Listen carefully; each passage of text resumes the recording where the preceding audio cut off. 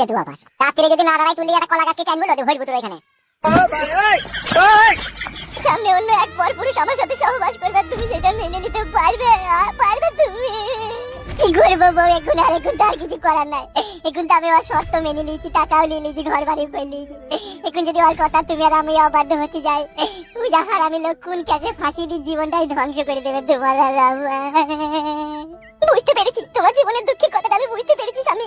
তুমি আর কেঁদো না, বুঝতে পেরেছি আমি। এখন বুঝতে পারছি বাস্তব কত বড় কঠিন আর সত্য। তুমি সবারই চিন্তা ভাবনা করে তুমি এই কথাতে রাজি হয়েছিলে, এখন বুঝতে পারছি। হ্যাঁ শোনা বাবা, হ্যাঁ অনেক ক্ষেত্রে আমি শুনেছি মানুষ মানুষকে ভালোবেসে তার জন্য জীবন দেয়।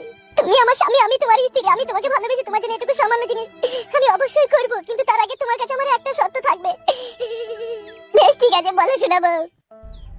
তুমি আমাকে কখনো কোনোদিনও খারাপ ভাববে না তো আমি তোমার জন্য যদি এই কাজটা করি?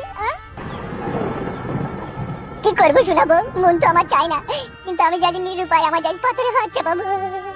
বেশ ঠিক আছে, তুমি কান্না করো না, আমি তোমার হয়ে এই কাজটা আমি অবশ্যই করবো, যেহেতু আমি তোমাকে ভালোবাসি, তুমি আমার স্বামী।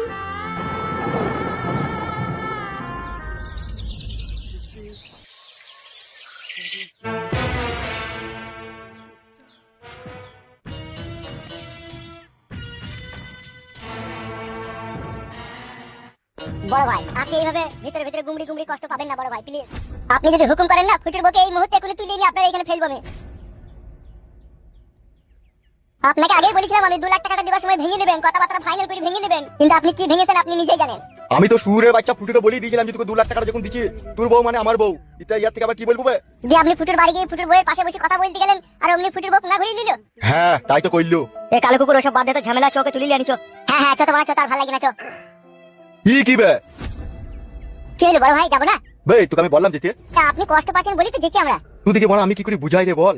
আমরা তো বুঝতে পারছি বড় ভাই, আপনি ফুটুর বউকে চাইছেন, সেজন্যই তো কাইন্দি গেছি। ওরে বালমুকুরা, ফুটুর বউকে ওইরকম চাওয়া চাইনি আমি। তাহলে কি রকম চাইছেন? তোরা তো ভালোভাবে জানিস আমি কোনো বিয়ে শাদী করিনি, আমার ঘরে বউ নাই, সেই জন্যই আমি বিয়ে না করি পরের বউয়ের ভালোবাসাটা নিজের কাছে উপভোগ করবো বলে আমি টাকাটা দিয়েছিলাম। আমি জোর জবরদস্তি করলে তো বহুত কিছুই করতে পারি, আমি করিনি কেন? আমি চেয়েছিলাম ফুটুর বউ আমাকে তার নিজের স্বামী ভেবে আমার পাশে এসে আদর করে বসবে, আমার সাথে সুখ দুঃখের কথা বলবে, আমার সাথে সময় কাটাবে, সে মন থেকে সবকিছু খুলে দেবে আর আমি সবকিছু করবো। সেই জন্য তাকে আমি 2 লাখ টাকাটা দিয়েছিলাম, ঘর বাড়ি করে দিয়েছিলাম। কিন্তু আমার মন বলছে ফুটু সুরের বাচ্চাকে এই গোপন কথাটা মানে তার বউয়ের কাছে লুকিয়ে রেখেছে। হয়তো পারে না হবার কিছুই নাই। হ্যাঁ এতক্ষণে বুঝতে পারছি, ও হয়তো আর বউকে বলেনি, ওই জন্য ওর বউ না ঘুরিয়ে দিয়েছিল।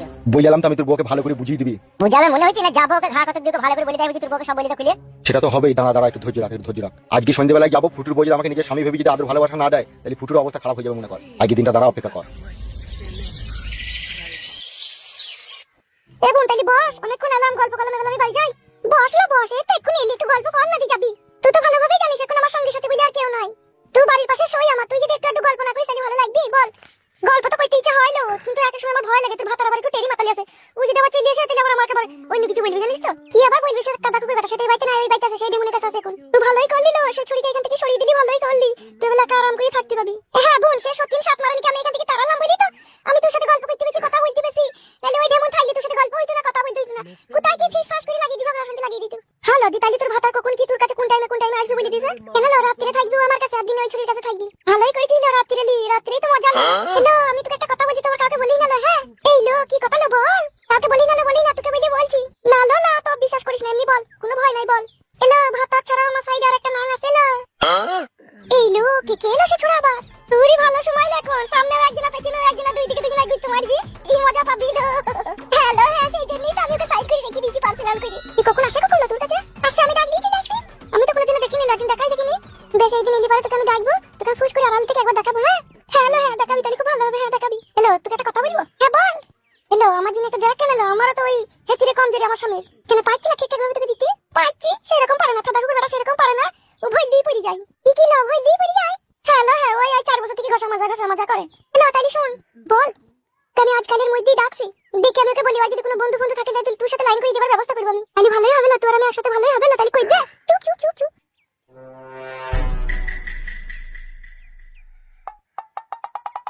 কি ব্যাপার, কিসের গল্প হয়েছিল? ওই পুস্তুদি পড়ে রাখবো, তাই সেই গল্প হয়েছিল। ভালো আছো ভাই তুমি? ভালো তো আছি, তুমি ভালো আছো তো? হ্যাঁ ভাই ভালো আছি, ভাই ভালো আছি। এবং তাহলে বস, আমি আসছি। হ্যাঁ আবার পরে কথা হবে। কেন লো বস? না না, তোর ভাতা রয়েছে, তুই গল্প কর, আমি আসছি, আমি পরে কথা বলবো। বেজা তাইলে।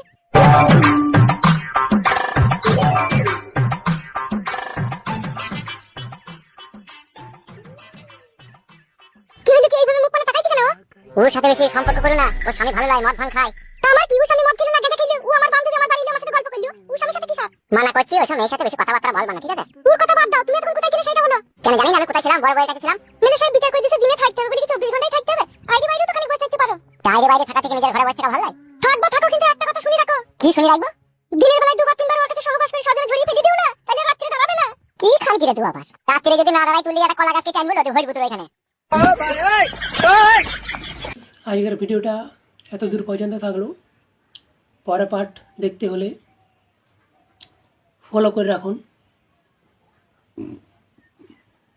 আর ভিডিওটাতে একটা লাইক করে দাও। ধন্যবাদ।